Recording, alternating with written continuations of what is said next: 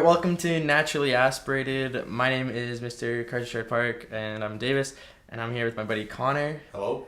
And this podcast, we're going to talk a little bit about what's going on in the automotive world right now, and what has been going on in Western Canada, and at the recent Western Canadian motor shows in Vancouver, Calgary, and Edmonton, which I've had the honor of going to a couple of them. So first of all, let's get right into it. Let's start off with in Vancouver. I traveled there in mid-March, and they had a gorgeous Senna. It was just bare carbon with gold highlights. And what do you think of it? We got a picture up here. I think it looks beautiful. It's the ultimate race car in my opinion. I've always liked the way McLarens look. I think every single car they release, it seems that they nail down the look they're going for, and this is no different.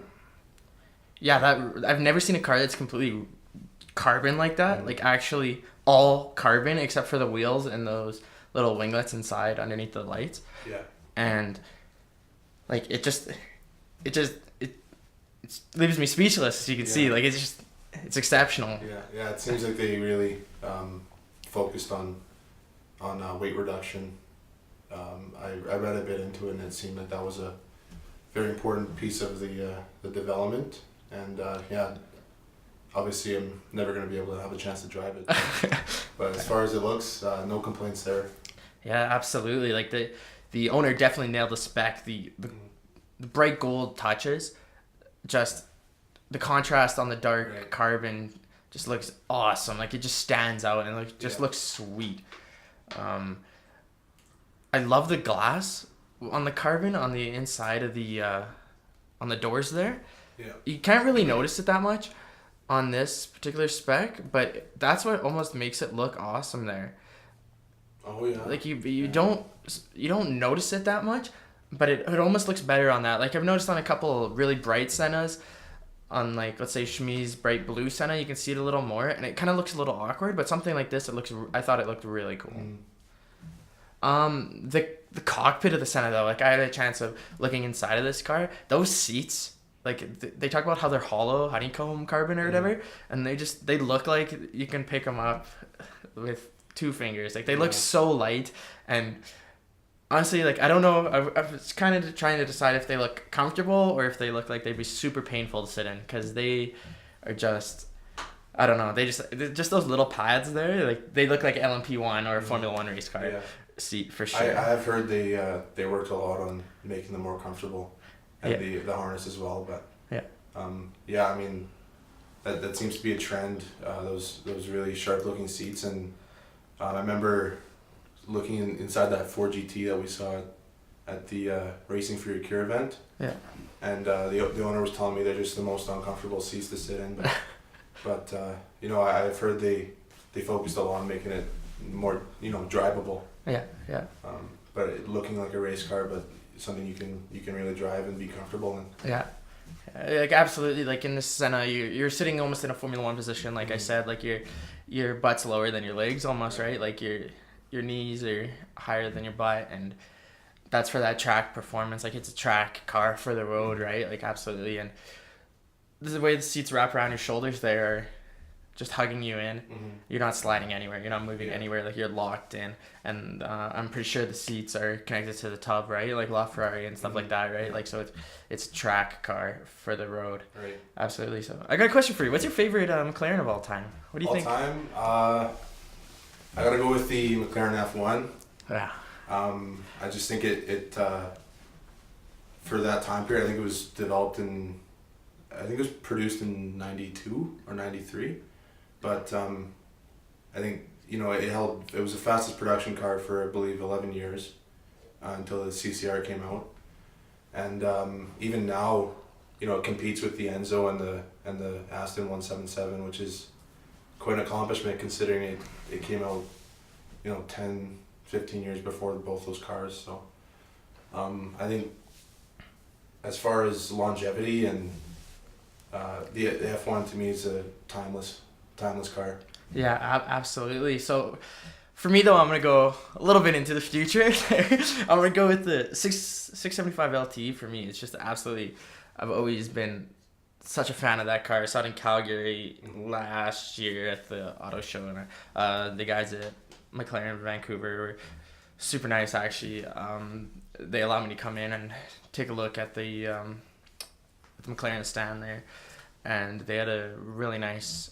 It wasn't the usual McLaren volcanic orange that you're used to, but it was a brighter one there, and it was really nice.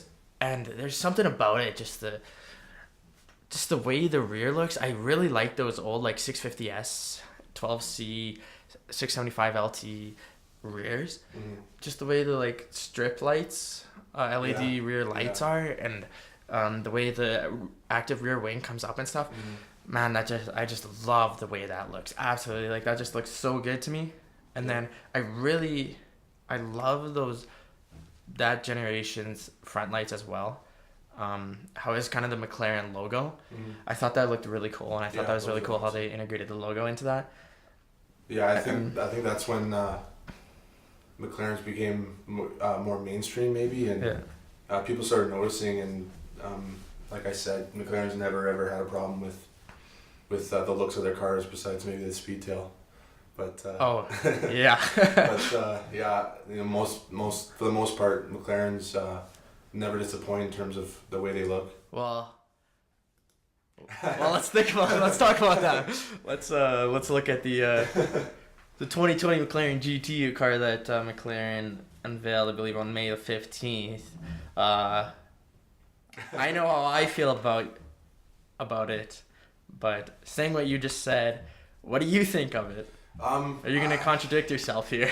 I don't know. I'm not sure how I like the rear, especially like you were saying, and it's similar.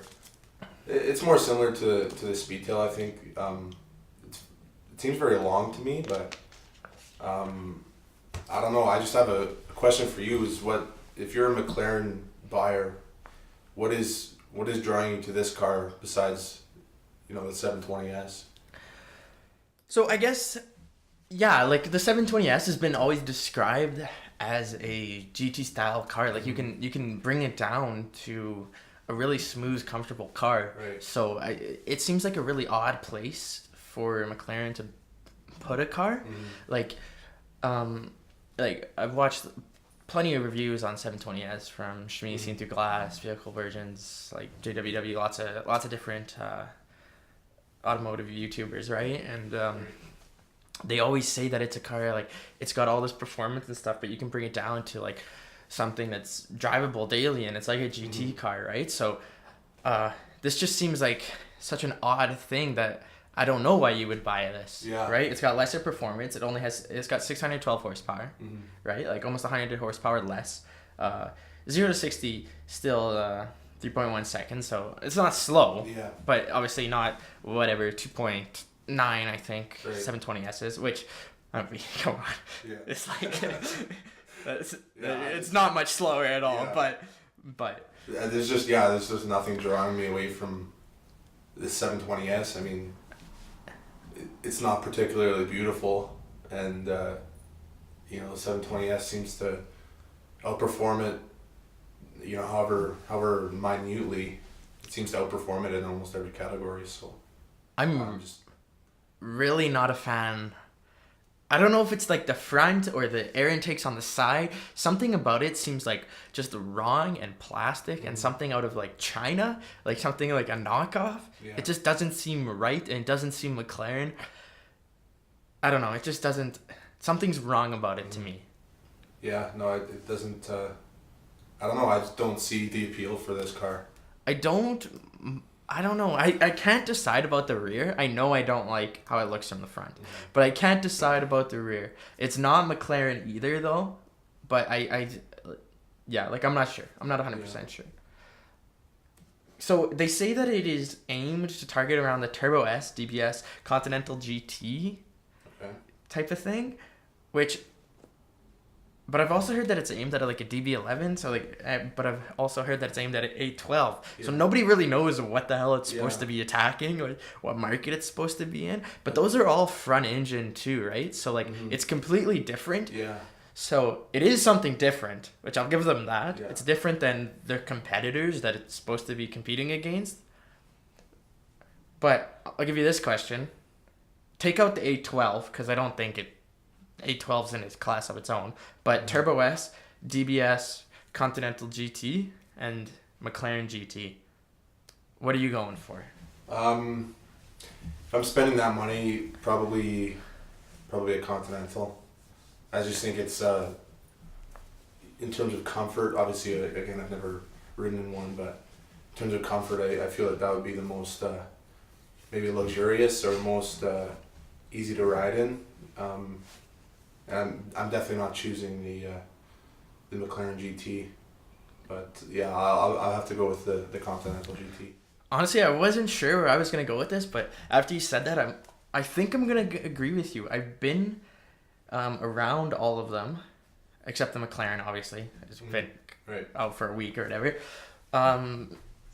The quality of the Bentleys is something that is, like, interior wise, something that's only matched or surpassed by Rolls-Royce. The leather used inside of Bentley just feels like, when you sit inside of it and you feel the leather, it's like, wow, this is nice. This is expensive. Like, you can just tell. Yeah, and that's, what it's built for, is sitting in it, and not necessarily for driving. It is definitely a drivable car, but in terms of the tag GT, putting that on a car, I think, like you said, Bentley and Rolls-Royce are in a league of their own. Mm-hmm.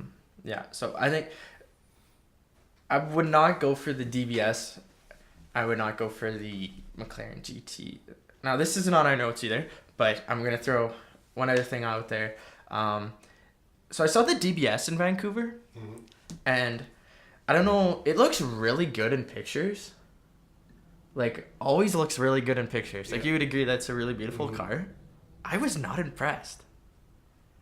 I don't know why, but I was really not impressed with it. Like, every time I look at it in a picture, I'm like, man, that's a really good looking car. Why was I not impressed? And it was like the launch red and black.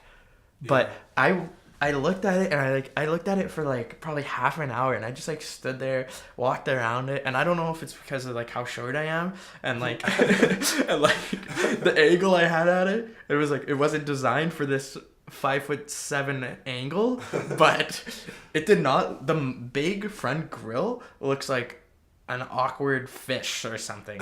Like, I don't know. It just didn't look good. I don't know. Go back to that picture of the black one. The black one. Like, maybe it's trying too hard to be a Bentley. That's when you honestly pull it up. That's the first thing. Now that you say that, I honestly see that now too as well. That's the first thing I noticed. That's really. It's trying hard to be a Bentley. That's really interesting that you say that. Like. That's the first, especially, I don't know about the red one. Maybe that's why you didn't see it, but the black one, to me, especially from the angle that picture's at. Yeah. It looks like it's just trying to be a Bentley. That's really interesting that you say that. Yeah. Wow. All right, so moving on now. So Ferrari recently came out with the F8 Tributo. What are your thoughts on it so far? I'd have to look more into the specs and if they touch on Top Gear, but to me it doesn't look much different than what they've been releasing in the past few years. I like the headlights though, and I like the scoop in the front. But for a limited amount of research and seeing what I've seen of it, it's a Ferrari, and obviously there's improvements, but visually I see the improvements as being very minor. It really is just under the new looks, it's pretty much a Pista.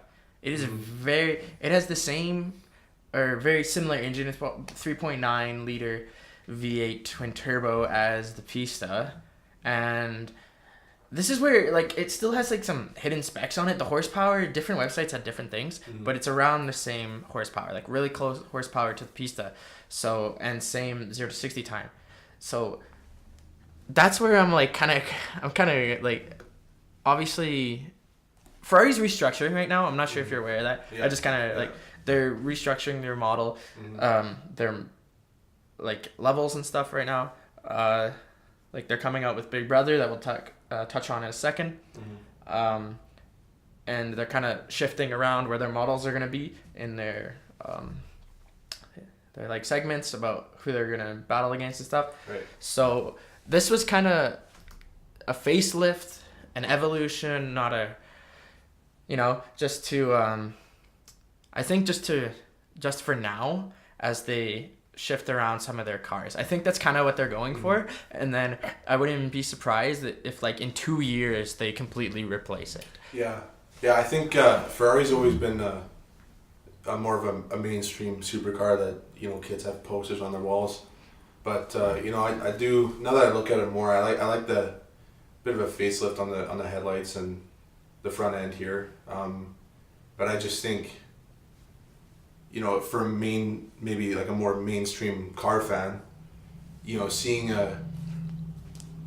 Ferraris up next to each other, maybe starting with the 458 and going on to even, the Pista like you mentioned. It takes someone who really knows and follows cars to see the difference visually. Yeah. But I can appreciate that they're looking to restructure, and you can even tell here there's a bit of reshaping going on, and I love the headlights. I think they look really slick, and besides that, I just think the shape of the car is a little too similar to older Ferraris for me. Yeah, so something that Ferrari's been doing for probably the past 20, maybe even longer, 30 years or so, is 2 generations in a row would look the same. So going back to, let's say, let's start 360. 360, 430 look pretty similar. Right. And then 458, 488 look pretty similar. Usually, and like even before that, 2 generations would look the same. Usually, the F8 would look completely redesigned, right? But since they're doing restructuring, it looks kind of similar. So that's why people are kind of like, what the hell, right? Yeah. So, but I think like Ferrari's even admitted that there's going to be an F8 replacement coming in the next couple years that's going to look completely different, right? So it's kind of just it's a bridge car, and yeah. Just to be clear, I love Ferraris. I think they're similar to McLaren in the way that they always nail the look. I think they're, very sleek, and every Ferrari is beautiful to me. But yeah, I'm excited for the next few years and what that holds. So a lot of people love the rear. The rear is probably my least favorite part. I think the front looks really sweet. I think the front looks really good. The way the air intakes are above the lights, and the S-duct underneath and through the hood looks really sweet, and the lights, like you said, look really sweet. The rear looks good, but it's probably my least favorite part. I like the slats in the rear window, like the F40. That looks really cool. But the open air through the engine bay, like coming out below the lights, kind of looks a little weird. But yeah, I don't know. I think not horrible, but it looks weird. To me, it doesn't look as sporty as the rest of the car is. Yeah, obviously. I don't know. It looks more more of a base model or a less performance based Ferrari. I don't know. You're right. It kind of looks almost cheap. Obviously, it's still a Ferrari. Is the thing.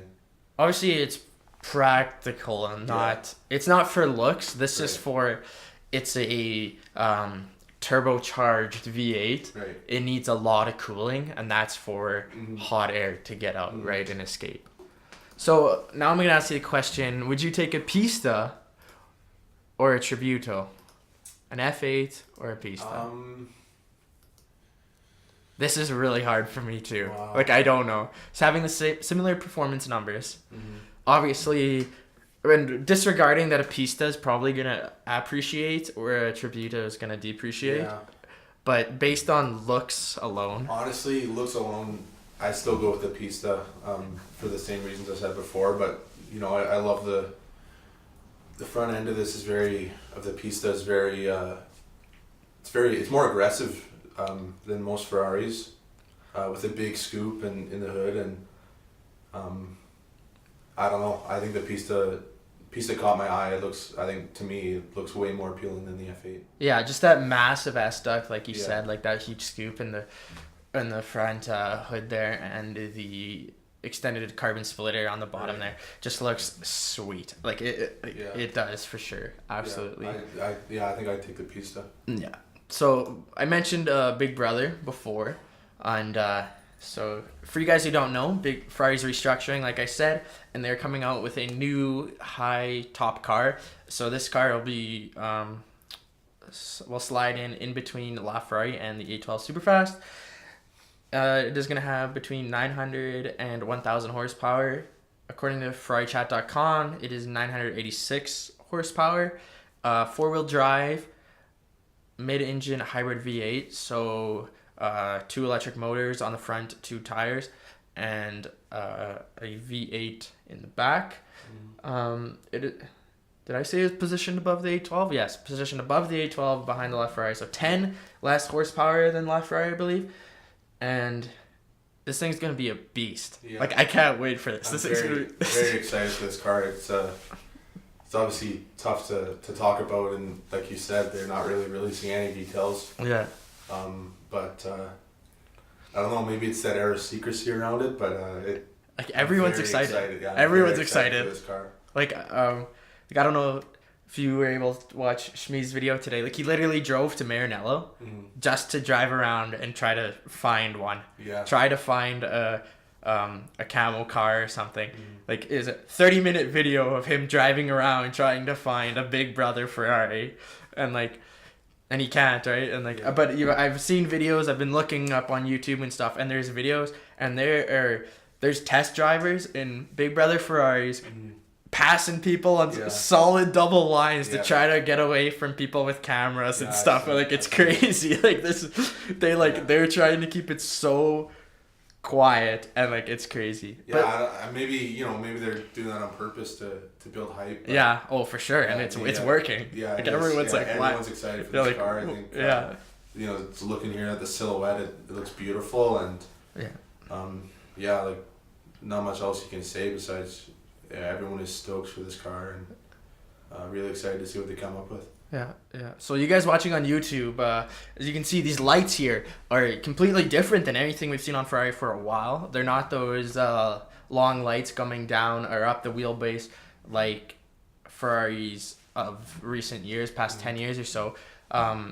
They're kind of similar to the F8 lights, but longer inwards towards the middle of the chassis. So I'm interested to see what these lights look like, because I've been used to the 458 style lights. Yeah. But Ferrari has been slowly coming down this way with their lights over the past couple models, like Portofino 812 a little bit started it. Portofino came over, GT4 Siluso came over, F8 came over. So it only makes sense, right? Yeah, but I think it's going to be interesting to see how they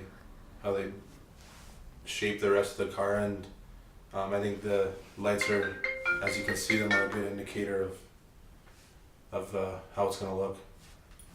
Yeah, absolutely. Sorry about that. So I hate to crap on cars, like, all through this whole podcast, through our first podcast, but I have one more from Vancouver and Calgary. Horse. But I'm gonna split it. Okay? Because I'm gonna say there was one in Calgary looked really good, and one in Vancouver looked really bad. And I don't know if it just had to do with the colors or what, but all right. Lamborghini fanboys, brace yourselves, okay? But in Vancouver, they had a purple SVJ that just looked like, I don't know, like, the thing that popped into my head was like a hammerhead shark. You know how they're just like super ugly and like something's wrong with them? Okay. There's like these two nostril things over the top of the hood there, kind of. Like, they looked plastic, and like, I don't know, just the material used inside of them, when I was looking at it, just looked plastic and like wrong, and it just turned me off for the whole car. And I was so disappointed, and it just ruined the whole car for me. And the rest of the day, I was like, that SVJ looked like a hammerhead shark. It looked so stupid, and it pissed me off. And it's such a wide and fat car. Like, I love it. It's still the SVJ that or it's still the Aventador, Yeah. Like obviously, right? But it's man, it's getting out of date. The Aventador is out of date. It's so wide. Yeah. So wide and clunky. Nothing else is like that anymore. I can see your point, but I love this car. It just embodies to me what a Ferrari means. It's so Lamborghini. Or Lamborghini. No, excuse me. But yes, it embodies what that means. It's just a beast. It's got that big V12 underneath, and yeah, it's just a big aggressive car to me, and I think that's what a Lamborghini means to me. It's just a big. It's not supposed to be easy to drive. It's supposed to be ridiculous and huge and intimidating, and I think they nailed it. Yeah, I've never been a big Lamborghini guy because I've always kind of been like a driver's car type of guy. So like Porsche, Ferrari, stuff like that. So I'm kind of biased against them because I've always kind of been upset how non-car people are always like, oh, they think Lamborghinis are the sweetest things because they look cool. I'll give them that most of the time. But that purple one in Vancouver, and I'm sorry if you're the owner of that purple Lamborghini SVJ, and if Lambo Greg is listening to this, your SV does look sweet. I'm not. It's a different car. Car is not yours. So, but that SVJ, there was something wrong with it. Those two nostrils on the front just. In real life, whatever reason, they turned me off, and they had gray plastic on the inside that just ruined the car for me. But meanwhile, in Calgary, they had one in the launch green. That was like a satin green kind of thing with the SVJ and then the J in red. And it just looked so good. And it just flipped the car on me. I was I'm sitting there going... I hated this car 10 seconds ago. I just came here to look at Ferrari next to it, and I'm looking at this SVJ going, I hate this car. Why do I like it right now? Yeah. No, I think it looks sharp and green. That like you mentioned that SV that was from Edmonton, I believe. Yeah. Hearing that, I had a bunch of I was a road marshal there, so I had my camera set up on the road, and I got an up-close view of a lot of cars, and the SV was one that stood out for me, and maybe it's just my inner child talking, but personally, if I had the means, I don't think I'd ever buy something like that. I think it's just, like you said, it's not a driver's car, it's just a big beast, but I think Lamborghini has a very specific audience, and I think they appeal to that audience very well. Basically making real life Hot Wheel cars. Oh, exactly. That's exactly what they are. The sound's always ridiculous, and they're obviously fast cars. To me, it's more of on a smaller scale, maybe like a muscle car against a Japanese tuner car. It's not meant to be comfortable. It's meant to be scary and loud and big and intimidating, and I think Lamborghini really nails that. But like you said, I think it's getting aged, and they're definitely... Which they are replacing it soon. Yeah, exactly, right? This is the last one. Yeah, I think it's the new...